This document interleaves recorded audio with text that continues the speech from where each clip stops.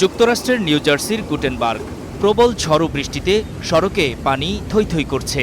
এর মাঝেই ছোট বড় যানবাহনের চলার চেষ্টা। টেক্সাসে প্রবল বন্যায় শতাধিক প্রাণহানির জের কাটতে না কাটতেই এখন আবার ডুবল নিউ জার্সি।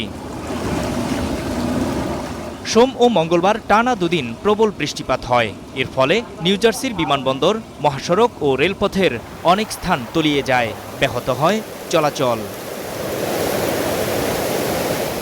সড়কে জমে থাকা বন্যার পানি প্রবেশ করে বাসেও। আর আকাশ থেকে তোলা ভিডিওতে দেখা যায় ঘরবাড়ি ও নিচু এলাকা তলিয়ে আছে পানিতে। এমন বিপর্যয়ের কারণে সোমবার নিউ জার্সির গভর্নর ফিল মার্ফি ঘোষণা করেছেন জরুরি অবস্থা। জানান, ইউনিয়ন কাউন্টির শহর প্লেনফিল্ডে বন্যার পানি ভাসিয়ে নিয়ে গেছে গাড়ি। এতে প্রাণহানি হয়েছে দুজনের।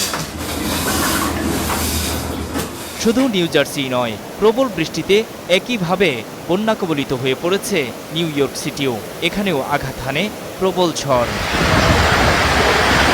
এর আগে টেক্সাসে আকস্মিক বন্যায় প্রাণ যায় ১৩০ জনের বেশি মানুষের।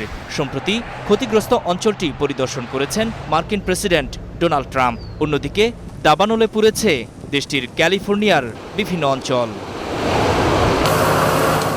নূর মোহাম্মদ, স্টার নিউজ।